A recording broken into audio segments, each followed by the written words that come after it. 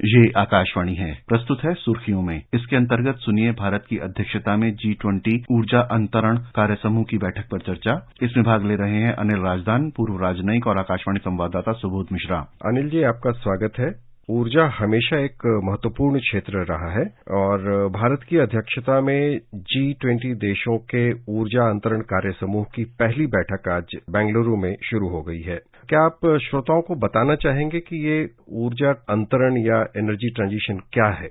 Energy transition जो है ये ज्यादा महत्व इसलिए रखता है कि जब हम ग्लोबल वार्मिंग, क्लाइमेट चेंज की बातें कर रहे हैं, जो कि मौसम हमारा बदल रहा है, हम देख रहे हैं कुछ एक्सट्रीम्स में आ रहा है और अंदेशा ये है कि शायद पृथ्वी और गर्म हो जाएगी और हीट स्पेल्स होंगे, जो पानी का स्तर है समुद्र का वो उठेगा और कुछ जो टापू टाइप है या कोस्टल एरियाज हैं वो सबमर्ज पानी के अंदर भी हो सकते हैं। तो ये अंदेशा है। दूसरा कि ड्राउट्स हैं, वेदर पैटर्न का चेंज है कि कहाँ बहुत ज्यादा बारिश हो जाएगी, कहीं कम बारिश होएगी।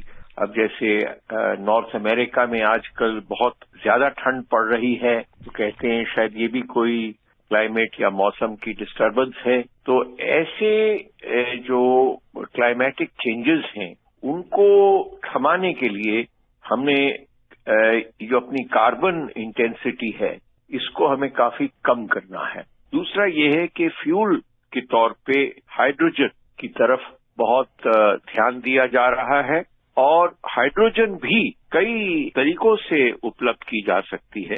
तो उसमें जो ग्रीन हाइड्रोजन है, जिसमें कि हम फॉसिल फ्यूल के थ्रू नहीं यूज करेंगे हाइड्रोजन को या निकालेंगे, वो हाईएस्ट प्रेफरेंस है। और उसमें भी अभी देश में हमें रिसेंटली हमने अपना एक नया मिशन लॉन्च किया है और काफी संस्थाएं जो हैं इसकी तरफ जुट रही हैं। इंडस्ट्री को भी इसमें इंसेंटिव्स ऑफर किए जा रहे हैं, क्योंकि रिसर्च और इंडस्ट्री को और सरकार की नीतियों को और इसके साथ साथ जो फाइनेंशियल क्रेडिट है, पूंजी है लागत के लिए, वो इकट्ठी एक ऑब्जेक्टिव की तरफ और तेजी से हमें उपलब्ध करानी पड़ेंगी। इन सब चीजों की सिनर्जी करनी पड़ेगी। मतलब कि अंग्रेजी का शब्द है सिनर्जी, मतलब सबका सम्मिश्रण करना पड़ेगा और इकट्ठे मूव करना है एक दिशा में। आपने अभी हाइड्रोजन के इस्तेमाल की बात की और ये वाकई अभी बजट में भी घोषणा हुई है और उससे पहले भी काफी इस पर चर्चा चल रही है। अगले कुछ ही वक्त में हाइड्रोजन से रेलगाड़ी चलाने का प्रयास किया जाएगा और इस दिशा में काफी काम हो चुका है। आपने शब्द इस्तेमाल किया ग्रीन हाइड्रोजन, जो नॉर्मल हाइड्रोजन हम अगर बोलते हैं जो फॉसिल फ्यूल के इस्तेमाल से बनेगा, उससे अलग है। कैसे अलग है, इसे थोड़ा सा विस्तार से बताएं।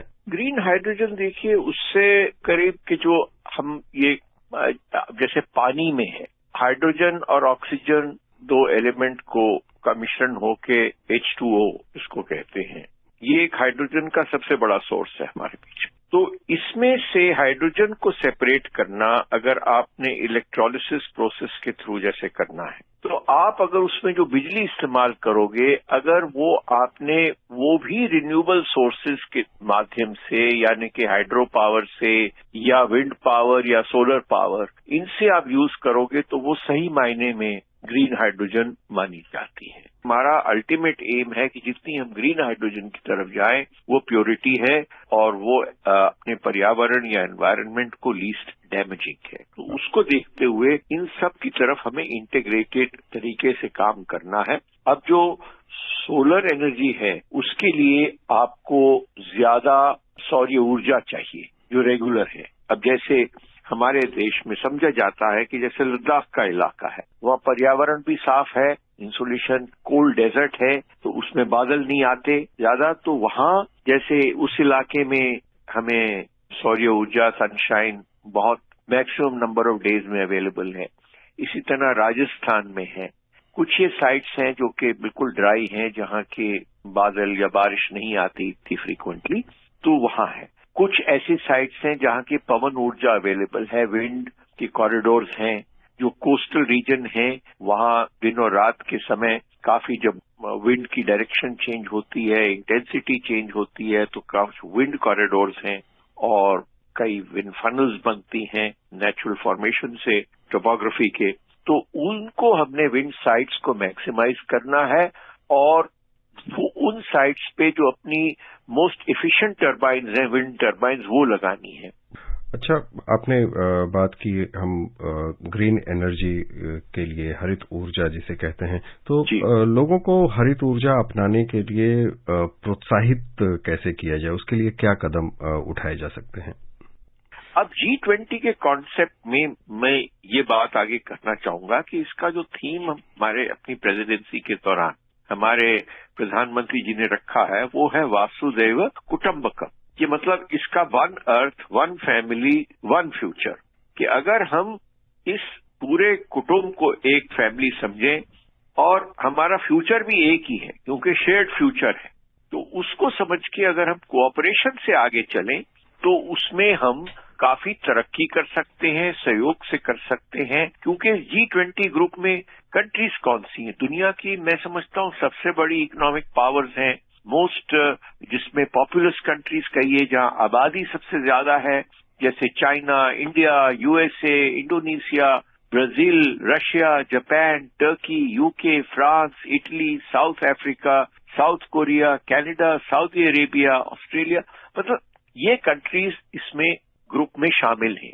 अब इसमें बहुत धनवान कंट्रीज भी हैं, बहुत टेक्नोलॉजिकली एडवांस कंट्रीज भी हैं, कुछ ऐसी कंट्रीज भी हैं जो कि फॉसिल फ्यूल रिच समझी जाती थी। तो ऐसी कंट्रीज का मिक्सचर है और मैं समझता हूं कि इसमें पूंजी क्योंकि लगनी है, रिसर्च जो लेटेस्ट टेक्नोलॉजी है वो शेयर होनी है जल्द से जल्द, और कुछ मटेरियल्स हैं जिनका की फैसिलिटी और आदान प्रदान जो है वो होना चाहिए आसान तरीके से।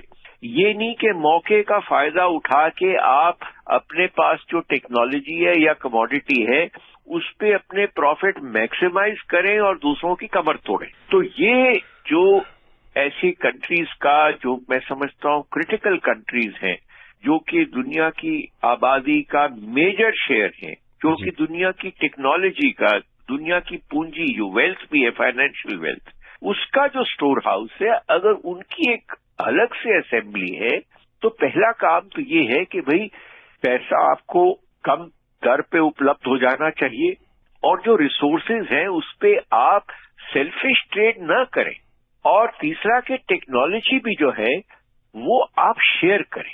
अगर ये तीन जो मैं समझता हूं, अगर ये भी कोऑपरेशन और ये सेंस ऑफ वननेस आ जाए और जिसको कहते हैं सेल्फिशनेस, खुददारी कम हो जाए, तो काफी हद तक मैं समझता हूं कि इस पृथ्वी का जो आगे एक प्रॉब्लम प्रेजेंट हुआ है वो कम हो जाएगा, और जो हमारा फ्यूचर जेनरेशंस की तरफ जो दायित्व है वो इस समय की जो जनता है, जो लीडरशिप है और जो आबादी है वो अपना रोल अदा करेगी, नहीं तो हिस्ट्री हमें फॉरगिव नहीं करेगी।